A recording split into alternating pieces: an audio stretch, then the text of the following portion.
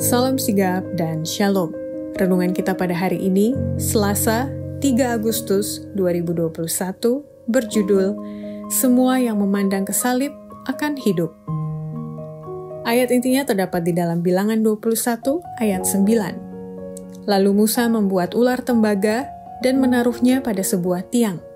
Maka jika seseorang dipagut ular dan ia memandang kepada ular tembaga itu, tetaplah ia hidup. Pena Inspirasi menuliskan yang dimaksud dengan judul renungan kita pagi ini, Semua yang memandang ke salib akan hidup, sebagai petunjuk bagi kita untuk bermegah dalam salib Yesus untuk menghadapi hari esok dengan berani adalah sebagai berikut. Pertama, setiap orang yang memandang ke salib akan hidup karena Allah di dalam Kristus dan pengaruhnya akan meratakan sifat meninggikan diri dan kesombongan orang itu. Pada waktu kita merenungkan salib itu, kita disanggupkan untuk melihat persediaan ajaib yang diberikannya kepada setiap orang percaya. Allah di dalam Kristus, jika dilihat secara benar, akan meratakan sifat meninggikan diri dan kesombongan manusia. Tidak ada lagi sifat meninggikan diri sendiri, tetapi akan ada kerendahan hati yang benar.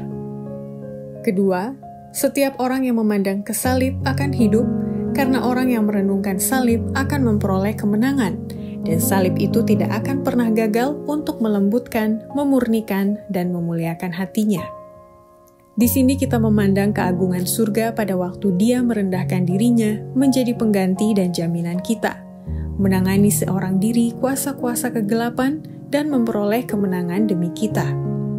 Merenungkan dengan sungguh-sungguh tema ini sebagaimana ini tidak pernah gagal akan melembutkan, memurnikan, dan memuliakan hati, dan pada waktu yang sama mengilhami pikiran dengan kekuatan dan tenaga baru.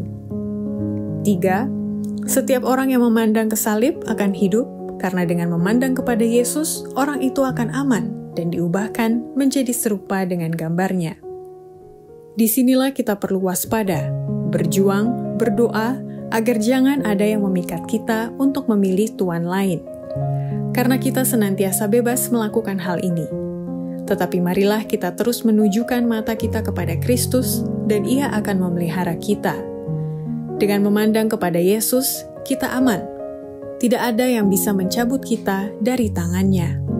Dengan terus memandang kepada Dia, kita diubah menjadi serupa dengan gambarnya dalam kemuliaan yang semakin besar. Keempat, setiap orang yang memandang ke salib akan hidup, karena fondasi iman orang yang benar itu akan memurnikan ketidaksempurnaan yang diwarisinya. Mereka yang melalui pengertian yang cermat akan kitab suci memandang salib dengan benar, mereka yang sungguh-sungguh percaya kepada Yesus, mempunyai fondasi yang pasti bagi iman mereka.